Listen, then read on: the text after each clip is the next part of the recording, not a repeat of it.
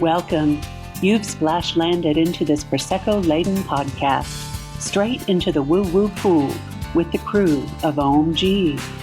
We're just a simple group of tragically imperfect and highly empathic BFFs, exploring a wide range of atypical topics with humor, grace, and curiosity. This is Ohm-g.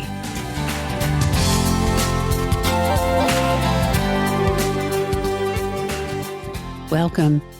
We're glad you're here with us. Today's topic, creating your own reality, curating your life. Is this a good thing or a bad thing? You're in the timeline zone with the crew of Ohm-g, the podcast. This is Camille. This is Lynn. This is Brenda Sue. And this is Chandra. Welcome back. It's so funny. Whenever you were doing the intro, so this is a little insider secret. We have the Ohm-g recorded. I almost said it out loud. It's like, so it was in my brain. You're on the wrong timeline. I'm on the wrong timeline. I always sing it in my head. Yeah. I say it in my head to make sure we have enough that it lasts enough time. Spilling our tech secrets fresh out the gate. Yeah, that's funny. So if you were here last time when we had a discussion, we were talking about a similar topic, and this is going to kind of be an extension of what we have been talking about. So, Lynn, you want to kick us off? Well, we were talking about timelines on the other one, the one before this, and then we kind of got off on a different subject. Not different, but Tangent. Parallel. yes, parallel. Everything all at once. Yes. And so everybody's is on their own timeline. And so it's funny to me, like, even with us four in the room, we're all in the same room, but we're all on a different timeline because of our beliefs curate our reality. So, but this timeline's exhausting for me. Can we get a new one, please? I'll take one with Peace and love and harmony. and bells and light and all that kind of stuff. Let me look through my notes. She got notes, y'all. I always have notes, or not always, but I kind of like to have them. I'm trying to figure out. Well, I got a lot of notes. Here we go. So I think, and this is just my belief, that your timeline that you're on currently is curated by your algorithm. Because we all have these feeds that we scroll through constantly every day. And I think Chandra might have said it best when we were sitting at the table doing our discussion before we recorded about how it like picks up and it knows like if we're angry, right? Mm-hmm. How'd you say that? You want to say it again? Let's see if she can remember. We should have recorded it. We just did sitting that at the episode. table. Right? Well, but it feeds into whatever your kind of default is. If everything you hear is going to cause you to fear something, Right. then you're going to default to a fear-based response. If we were talking about, I had people in our family that regardless of whatever we did or gave them, they would always find something to argue about it with, or some reason to be disappointed in it with. We were talking about, I'll just share this. We always joked that my grandmother was the type of person you could give her a gold monkey, a monkey made of gold, and she would find something wrong with it. It would either not be smiling the right way, it would be too big or too small, but there'd be something wrong with it. She would find something wrong with it. So if your default is to be argumentative, then no matter what that algorithm brings you, you're going to find a reason for it to send you into a state of argument. Right. Mm-hmm. So it's just kind of like, or whatever your default state is, the algorithm's kind of going to feed It that. feeds that. Yeah. Yeah. And also, I was talking about people who are befriending Chat GPT. ChatGPT. And I can't say it fast. And AI. And they're starting to feel like an emotional connection Mm-hmm. with this voice. And that's not real connection in my eyes. It's programming. It's programming. Well, it's taking the information because it's all based on input. Mm-hmm. So it's taking whatever that person inputs into the system, doing a search through the interwebs, and then spitting back out something that is in context with what you've put in. Right. So it's essentially a mirror. Right. It's not its own consciousness. It's mirroring what input you're providing. Yeah. So, question, you use the word consciousness. Do you think that it has a consciousness? I don't think it does because it can't. It would hold a vibration, even though it's a machine. Like a machine holds It has a a memory vibration. chip. I mean, It's a frequency. yeah. But it doesn't have a heart chakra. It doesn't have emotions. It doesn't have emotions. Right. And this is just my personal belief. I don't think it's consciousness, but I think people are befriending it and it's disconnecting them from their communities. Right. But I guess when I say consciousness it's mirroring you. It's mirroring your It's mirroring your consciousness, back to you. Right. I get that. But is that creating a consciousness of its own? I don't know. I'm just asking a question. I don't know. I don't think it is, but that's just my opinion again, and it's subject to change later on down the line. But yeah, back to what we were talking about earlier. I'm to the point where I'm so aware of what I don't know. Like, do I think it is today? No. Do I think it's never a possibility? I don't know that I could say that. Right. It's subject to change, but do I think it is today? I don't think it is. And so for me, like we've had this conversation before amongst ourselves about a lot of people use it and they're like, oh, I'm going into the Akashic records with ChatGPT. But I don't understand that because I read the records. Mm-hmm. And so how are you going into the records if you don't have a channel? Mm-hmm. Right. And I think what people don't understand what it's doing is it's actually just going out and searching the internet for what other people who are readers have said and posted. And it's taking all of these things, maybe 5 different readers' point of view, and then it's assimilating its own response. Right. Making it palatable for you. Right. It's more of it's doing it through research rather than like a channel or a connection to the records. Right. So I don't know. Like, who knows what's going to happen? Like, I thought I'd never see the day. Truly. Right? Because when we grew up, we didn't have computers. We didn't have, listen, I remember when we first got our microwave, like, you know what I mean? Like, big time. That's right. We didn't have stuff like that. So I'm not saying that it won't develop as we go along, but I don't understand how it could, but also I don't know everything. I kind of see the whole Chat GPT and I guess the AI thing as like a programmable con artist. Because what does a con artist do? And what have they, a snake oil salesman, whatever, what have they always done?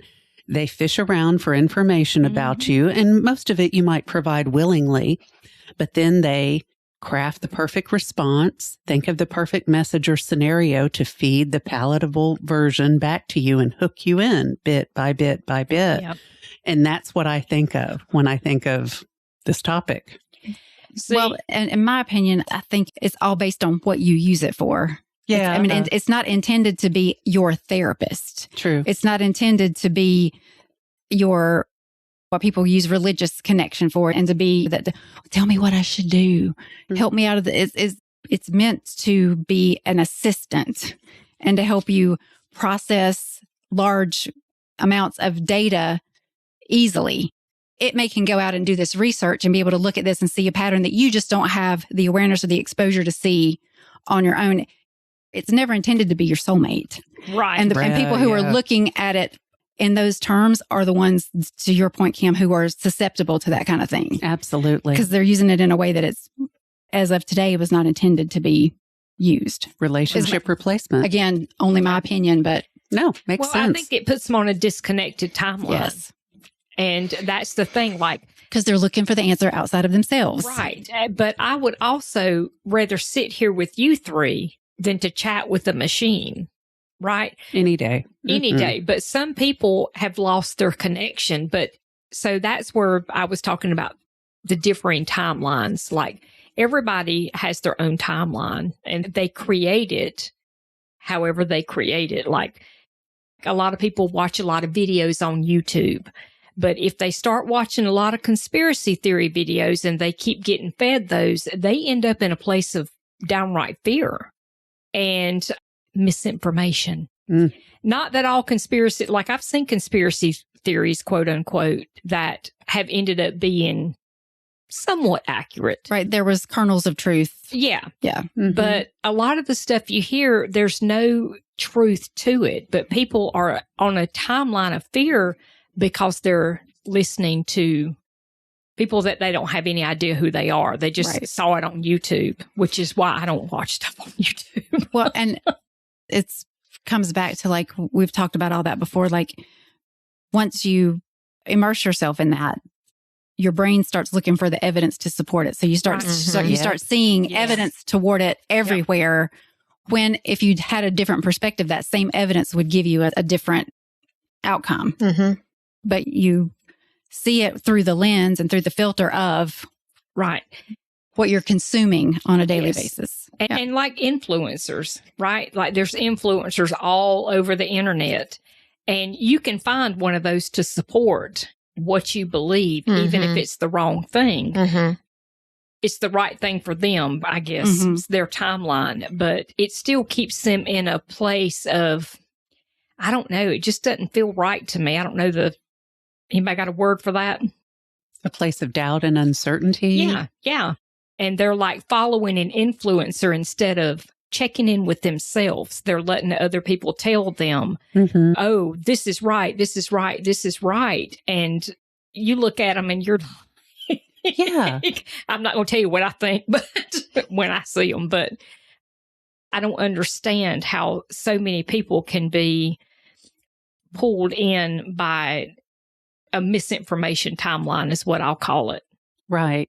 To take the advice, for example, of someone who calls themselves a shaman who's gone on a few spiritual retreats, but doesn't believe in, for example, vaccines, and to take that advice and govern your life with that, as opposed to the people that have served their time in medical schools and on advisory boards. And there's villains in every aspect of life. Yeah. Or God forbid, going and doing your own research rather than just blindly following anyone. Right. Yeah, that was another thing we talked about was the vaccines. Like you have this whole crew of people who have been fed a lot of information that might not necessarily be true. Right. Or maybe one aspect is true, but it doesn't override the good of the product. Yes. And then you have these other people who are like, no, you have to have vaccines because it keeps the herd safe.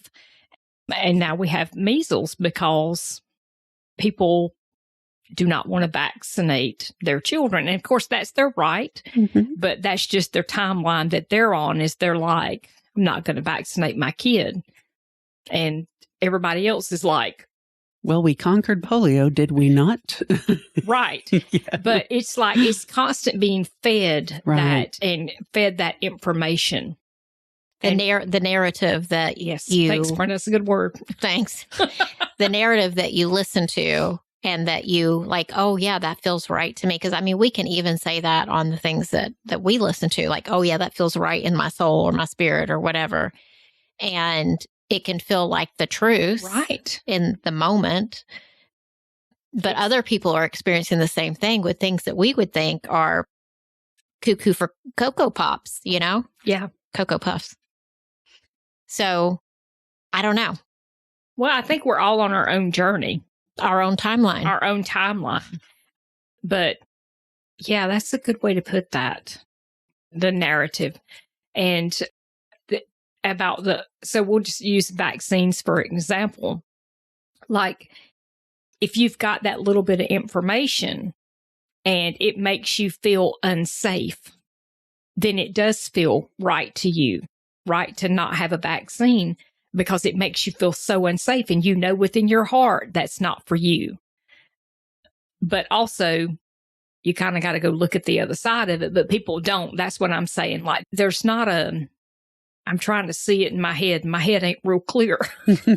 Have we forgotten how to have critical thinking and how to look at other sides of the story? Because, I mean, if you look at politics, it's like this and this. Right. Instead of looking at the other side and saying, okay, there might be some good points there. And it used to be like that. And now it's just so like polarized, black and white. And there's no in between. Well, and I mean, it's almost like people make up their mind which one they want to believe, because then you can go out and you can find where there's so much information, both accurate and misinformation available, that you can go out and find something to support whatever you want to believe. And the thing is, a lot of it is accurate. I mean, either anybody in this room could get on the internet right now and go out and find a story about someone who was injured from a vaccine. Oh, sure. It has happened. It's or happened, Tylenol. or whatever. It's happened to probably tens of thousands of people. Now, you back up from that as a neutral observer, and you can see that's whatever it comes out to be, 0.02% of whatever. Like you said, critical thinking. Like, but I could latch onto that story and go, you see, they're dangerous. You can find evidence to support whatever you want to believe. The power comes from stepping back and looking at it from a larger perspective, from the story of the whole, rather than a micro-focused perspective on it. Because there's just so much information out there. You can find anything to support whatever you want to make the story. Right. Yeah. So get on a research timeline. That's what I'm here. Become a researcher. And a critical thinker. And don't let people lead you. Because there are so many people on, and I keep going back to YouTube because that's just the one that like keeps popping. But also Instagram.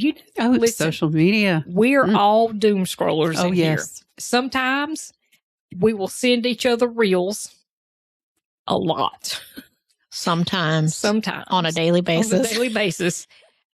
But some of that stuff that you see, you don't know that person on that screen. And they might be saying, oh, I'm a medical doctor with their white coat on. And they're like John the plumber, right?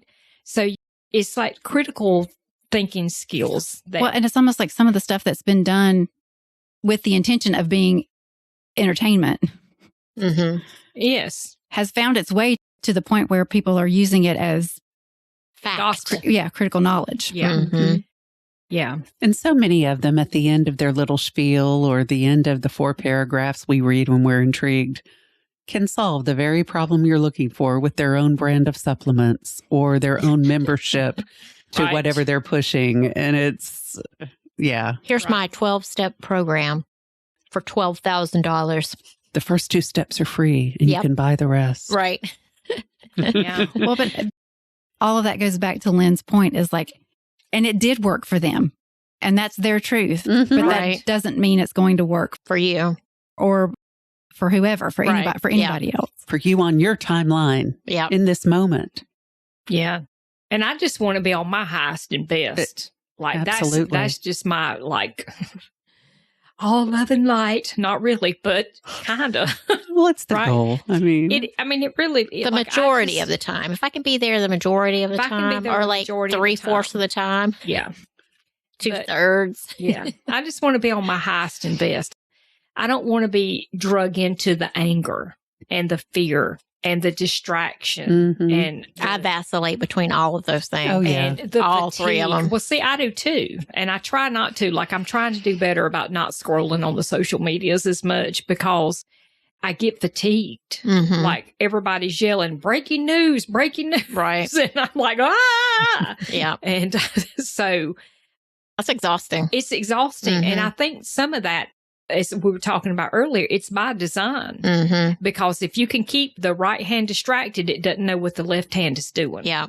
And so I think a lot of the things that are going on in the world are to keep us distracted. Fight, flight, from living or our freeze. highest timeline. So I have a question, or musing, I guess. Let's say I'm just not happy with the timeline that I'm in.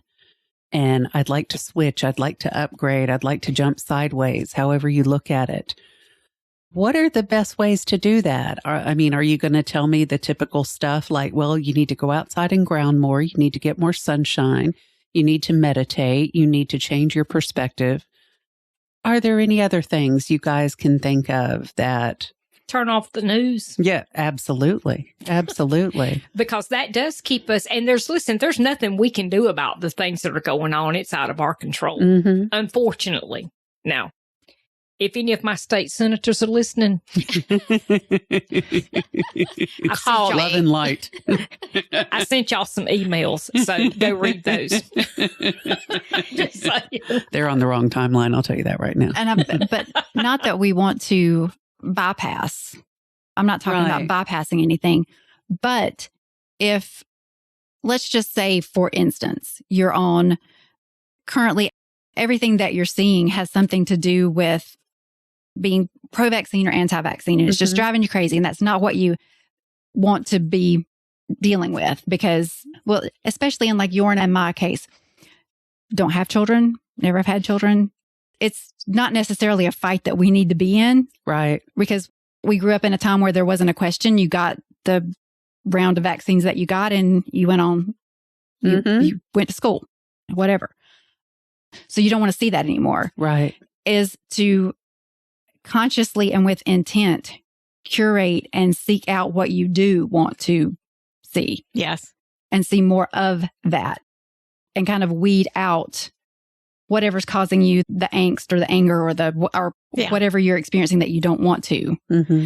But it's so much fun to see, well, because we think it's organic. It kind of feels organic. It's like, what's going to come up next? What's going to come up? You know, it's kind of that dopamine hit of like, what am I going to see next? But I think if we actively want to change it, we would have to put the intention toward seeking out the things that we do want to see.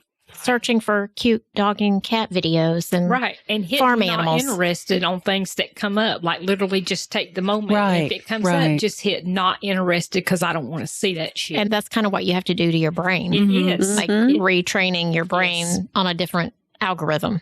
Right. No more vax stuff. I would just like to see dogs doing zoomies to gospel music. To gospel music. Oh, you need to type that in. It is fantastic. I've seen where the churches are doing the ones to like heavy metal, and it's hilarious. Oh, there's a cat band heavy metal reel out there somewhere that will just blow your mind. I mean, there's some good entertainment on there. So find the good entertainment. And Dog and cat videos, back to what God intended the internet for. Thank you, Chandra. Thank you. I feel like we just jumped a timeline, right? Because we're all grinning like goons. Yeah, I like it. But I think we do have to become consciously aware. And another thing, like we're all willing to have conversations, right? And some people are not willing to have a conversation. And if they are willing, they're not willing to listen. They're only willing to tell you. Yeah. They're willing to let you speak for the moment where they can respond. Yeah. But they're not hearing what you say. So I think we all have to be conscious of, let me listen to what they're saying. And sometimes that's hard when they're saying something that I perceive as very stupid. Oh, absolutely.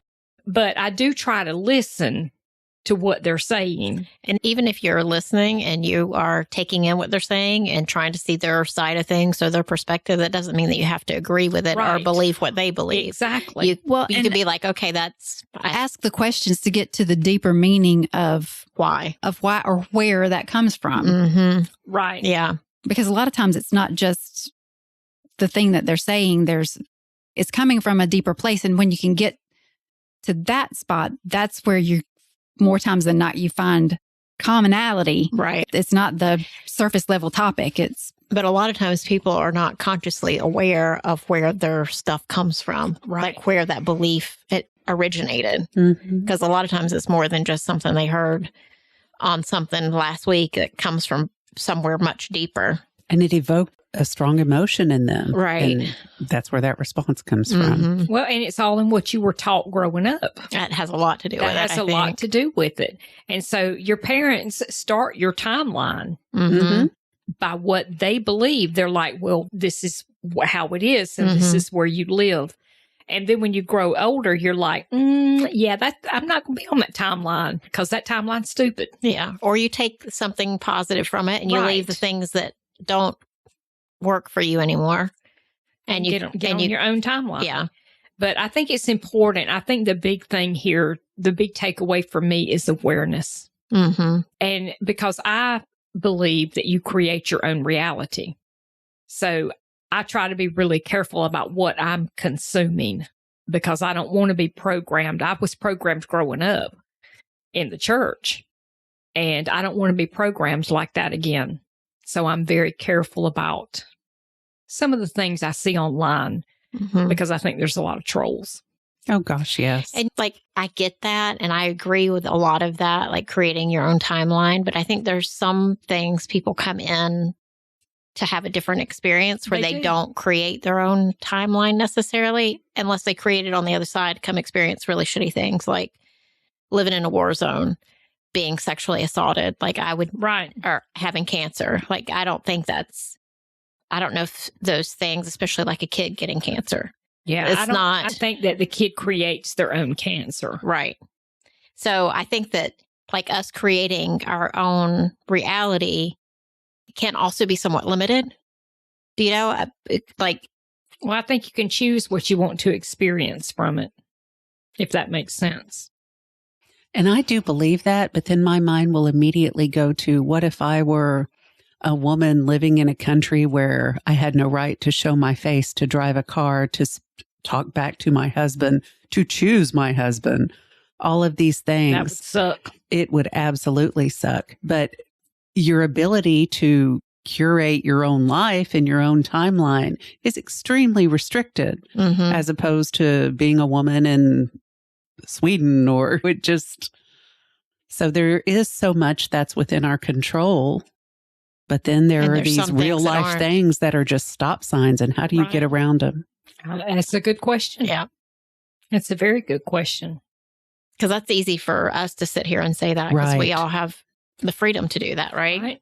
I mean, there's some restrictions like family or spouse or dogs that restrict our timelines. But do we think that they chose that to teach them something? Quite possibly. Quite possibly. A woman in a situation or country like that. Yes. Like, do I think that they made their contract before they came here to experience that because they need to learn something from it? Possibly. To be an observer, not a participant. Right. Possibly. I'm glad that's not my timeline. I'm glad that ain't mine neither. Lord. Punching people in the throats and kung fu fighting. Poisons on the mountain. They would have already put me up to stake and set me on fire. Probably. Yeah. Yeah, we've all been on that timeline. I'm sure of that. But I go back to what Lynn said, and I again, going back to the conversation that we had in the episode right before this, again, I know enough to be highly cognizant of how much I don't know. Yep. Right. But in a situation like that, where a child with cancer or a woman that's highly oppressed like that, I think when we talk and what we're talking about of creating your own timeline is you're still in control of how you respond and how you are affected and the mindset that you have of going into those kind of things. And again, I'm not talking about spiritual bypassing or any of that kind of thing, but the takeaway that you want to have from that experience. And I know not everybody is aware enough to have that kind of mindset, but I think at the end of the day, that is the thing that we've been talking about is regardless of the circumstance of your life is like what the outcome and the timeline and the lesson and the higher good of that circumstance. What do we want that to be? Do we want it to be doom scrolling and it be just whatever we're told it should be? Right. Or do we want to have a more mindful experience of that situation and be more of an author of the outcome of how it affects us in the long run? Does any of that make sense? I think this is a fascinating conversation, by the way. Like, it just gives you so much to think about. Yeah. Well, and so much to be grateful for because you realize like how big the universe is. Yeah. And be grateful that we get to choose what you were talking about before, us being a sovereign being, that we actually do have the power to choose if we take it. Yeah. I choose to be sovereign because I just do. And we all get to talk about it. For me. Yeah. They can try. Nobody trying to choose nothing for you, Lynn. You do you, girl. I ain't getting in the way. I've seen your chart. Ain't happening. Well, that's just taking your power. Right. Right. Like I just choose to be in my power. But we all have our inclinations too that we were born with. And that's true. Sometimes you can step out, but at the end of the day, there's the core of who we are, what we chose to experience, and how we choose to color this world we live in. And I'm so grateful that the four of us can sit here and speak to it. Yeah.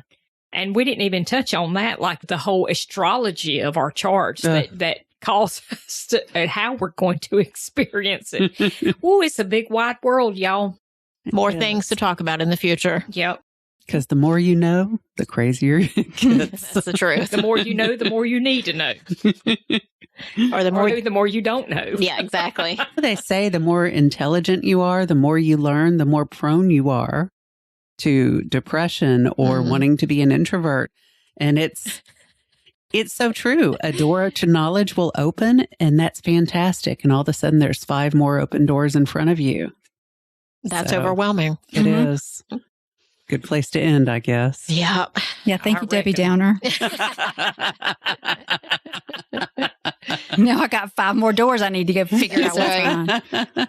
What's behind door 2? They're all golden. Go with it. Go with it. All right, you guys. We thank you very much for joining us again today. For our ramblings. Yes, our ramblings and musings. Musings. Yep.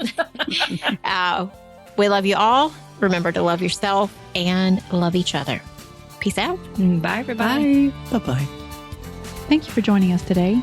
Please follow and subscribe to our podcast on Apple, Stitcher, Spotify, or wherever you get your podcasts, and leave a review. It's so easy to do and such a huge help for us. We appreciate your interactions so much. Want to join us at our table? Make sure to check out our YouTube channel and join our Facebook community. If you've enjoyed this content and wish to support us, take a look at our Patreon page.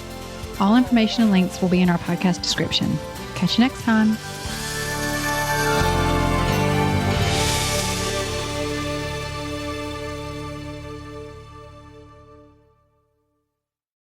This podcast is part of the Sound Advice FM network. Sound Advice FM, women's voices amplified.